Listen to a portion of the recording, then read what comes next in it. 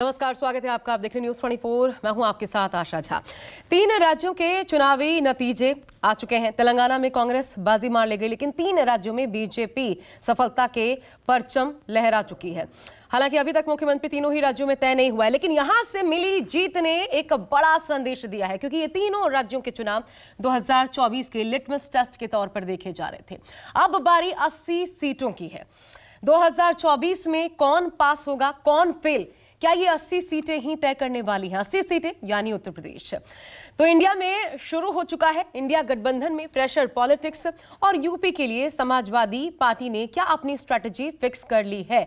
दलित OBC बनाम क्या ये पीडीए की फाइट बनेगी? पीडीए जैसा कि अखिलेश यादव ने मध्य प्रदेश के चुनाव में भी नारा दिया, लेकिन सफलता हाथ नहीं मिली, क्योंकि यहां पर मात्र 0.4% वोट ही समाजवादी पार्टी जुटा पाई।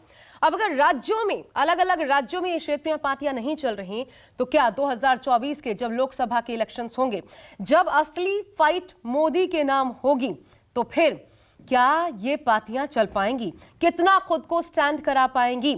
और इस चुनाव से निकला संदेश 2024 के लिए रास्ता कैसे तैयार करेगा? इस रास्ते पर कौन आगे बढ़ेगा? इंडिया गठबंधन जो अपने आप में ही कहीं ना कहीं उलझा हुआ दिखाई पड़ता है, संवारने की कोशिश जो लगातार हो रही है, बैठक हुई, अभी तक बात नहीं बन पाई, लेकिन क्या ये इंडिया गठबंधन सीट शेयरिंग के मसले पर उत्तर प्रदेश में भी किला पता कर पाएगा? सबसे पहले तो तैयारी इसी की होगी।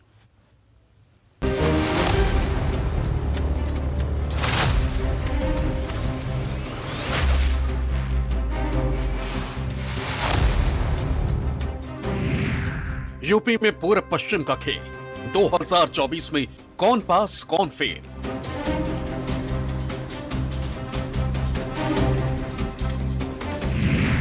इंडिया में शुरू प्रेशर पॉलिटिक्स, यूपी के लिए एसपी की स्ट्रेटजी फिक्स।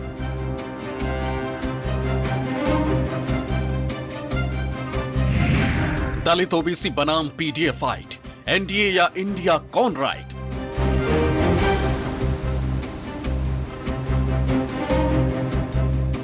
पांच राज्यों के चुनाव नतीजों ने भारतीय जनता पार्टी के जोश को 3 गुना बढ़ा दिया, तो कांग्रेस को अपनों के सामने ही बौना कर दिया।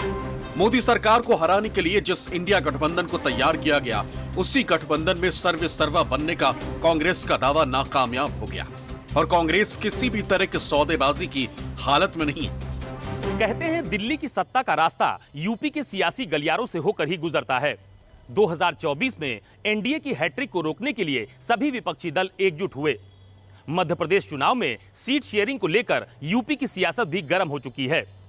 सीट बंटवारे को लेकर कांग्रेस और समाजवादी पार्टी के रिश्तों में तल्खी पहले से ही देखी जा रही थी, लेकिन अब उन रिश्तों में खाई और बढ़ती हुई नजर आ रही है। यूपी में लोकसभा चुनावों की सुगबुगाहट शुरू हो चुकी, और इंडिया गठबंधन की जगह कांग्रेस, एसपी, आरएलडी और बीएसपी जैसे नाम ही सामने आ रहे। सबसे पहले बात अगर कांग्रेस की करे, तो पार्टी यूपी में लोकसभा चुनावों को ध्यान में रखकर अपनी रणनीति पर काम करती दिख रही। कांग्रेस ने तय किया है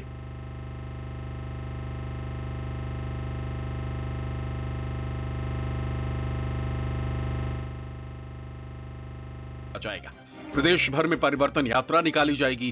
कांग्रेस की ये पदयात्रा सहारनपुर के मां शाकंभरी देवी के मंदिर से दर्शन पूजन के साथ शुरू होगी, जो सीतापुर के नैमिषारण्य धाम पर समाप्त होगी।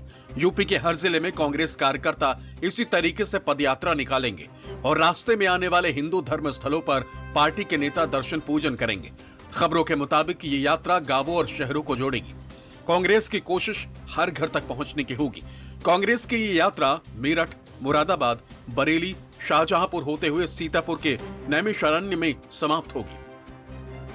कांग्रेस पार्टी की नीतियों और विचार को घर घर पहुंचाने के लिए उत्तर प्रदेश में कांग्रेस पार्टी का कार्यक्रम है, जिसमें हम पांव-पांव और गांव-गांव ग्रामीण क्षेत्रों में, डगर-डगर, नगर-नगर शहरी क्षेत्रों में कार्यक्रम शुरू कर रहे हैं, जिसकी शुरुआत सहारनपुर से होगी और समापन उत्तर प्रदेश के प्रसिद्ध तीर्थ धाम, जहां पर 88,000 ऋषियों मुनियों ने तपस्या की थी, नैमिषारण्य में होगा। हमारा उद्देश्य इस देश में सामाजिक भाईचारा, आपसी प्रेम को बढ़ाना है, और जो देश को बांटने वाली ताकतें, उनको 2024 में सत्ता से बाहर कर कांग्रेस सरकार बनाना है। कांग्रेस की तरह ही समाजवादी पार्टी और राष्ट्रीय लोकदल भी साल 2024 के लोकसभा चुनाव को लेकर तैयारियों में जुटे हुए हैं। राजधानी लखनऊ में राष्ट्रीय लोकदल के प्रदेश कार्यालय पर शनिवार 9 दिसंबर को कार्यकारिणी की बैठक हुई, जिसमें प्रदेश कार्यकारिणी ने हिस्सा लिया। बैठक में पार्टी अध्यक्ष जयंत चौधरी ने पार्टी नेताओं के साथ मंत्रणा की और अलग अलग मुद्दों को लेकर चर्चा भी की। लखनऊ में हुई इस बैठक को साल 2024 के लोकसभा चुनाव के लिहाज से बेहद महत्वपूर्ण माना जा रहा है। लोकसभा चुनाव को लेकर सभी पार्टियां मैदान में आ गई। राष्ट्रीय लोकदल ने राजस्थान विधानसभा चुनाव में कांग्रेस के साथ गठबंधन कर चुनाव लड़ा था। इस चुनाव में आरएलडी को सिर्फ एक सीट मिली। सूत्रों के अनुसार इस चुनाव में कांग्रेस की हार के बाद आरएलडी फिर से गठबंधन को लेकर विचार कर रही। यूपी में समीकरण साधने के लिए आरएलडी 10 दिसंबर से चौधरी चरण सिंह संदेश यात्रा की शुरुआत करने जा रही, जो सहारनपुर से शुरू होकर शामली होते हुए बागपत पहुंचेगी। इस यात्रा के दौरान आरएलडी नेता खिलाड़ियों और मेधावी छात्र छात्राओं को सम्मानित करेंगे। यात्रा के बहाने आरएलडी नेता वोटर्स की नब्ज टटोलने का काम करेंगे। 11 दिसंबर को चौधरी चरण सिंह संदेश यात्रा बागपत पहुंचेगी, जहां 3 दिन तक यात्रा जनपद में मार्च करेगी और वोटर्स से बातचीत करेगी। चौधरी चरण सिंह संदेश यात्रा 11 जिलों के 55 विधानसभा क्षेत्र से होकर गुजरेगी। जगह जगह रुककर कार्यकर्ता वोटर से संवाद स्थापित करेंगे और उनसे पार्टी मजबूत करने का आह्वान करेंगे। यात्रा को लेकर आरएलडी पार्टी नेताओं ने आज रोड मैप जारी कर दिया है।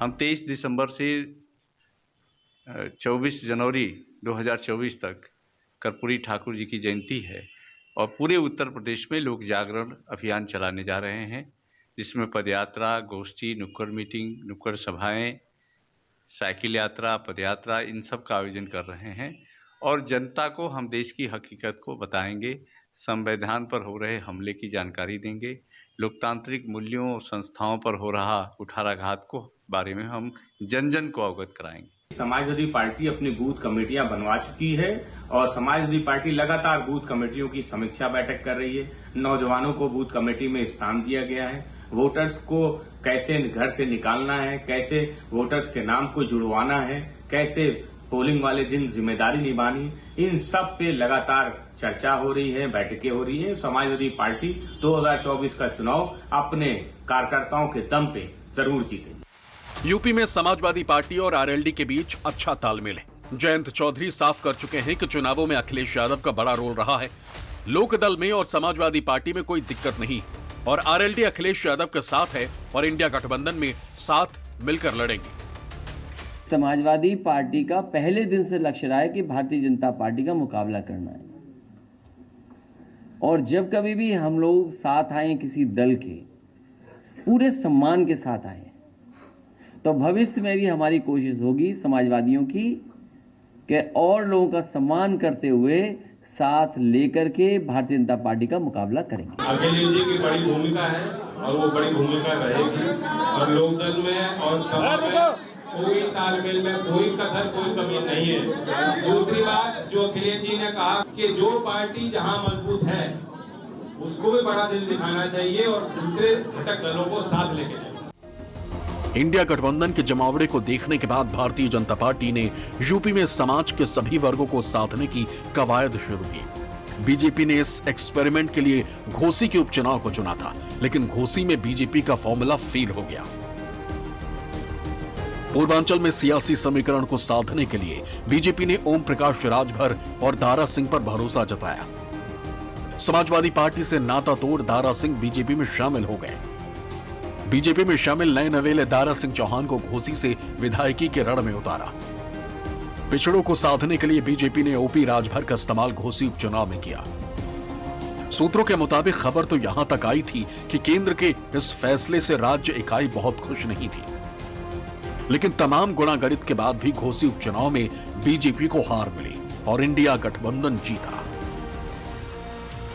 2024 को साधने के लिए बीजेपी और महागठबंधन पूरी जोर आजमाइश में है और ऐसे में यूपी की सभी 80 सीटों के लिए बीजेपी और अखिलेश दोनों ने मास्टर प्लान बनाया है। अखिलेश ने नारा दिया 80 हराओ बीजेपी भगाओ, लेकिन बीजेपी ने अखिलेश के ही वोट बैंक में सेंधमारी की कोशिश की। अखिलेश ने जिस ओबीसी को साधने के लिए पीडीए का नारा दिया था, उसी पीडीए को अपने पाले में लाने के लिए बीजेपी ने ओपी राजभर को गठबंधन में जगह दी और इसके पीछे वजह ये थी कि ओपी राजभर जिस पूर्वांचल से आते हैं और पूर्वांचल से लोकसभा की 27 सीटें आती हैं, पूर्वांचल में राजभर समुदाय का बड़ा असर है और ओपी राजभर ने भी बीजेपी में शामिल होकर बड़ी उम्मीदें जगाई। यूपी के पूर्वांचल से पिछले लोकसभा चुनाव में बीजेपी ने 27 सीटों में से 19 सीटों पर जीत हासिल की थी। वहीं पूर्वांचल की 8 सीटों पर एसपी बीएसपी के उम्मीदवार जीते थे। यूपी के 26 सीटों पर सीधे सीधे राजभर समाज के वोट बैंक का असर है।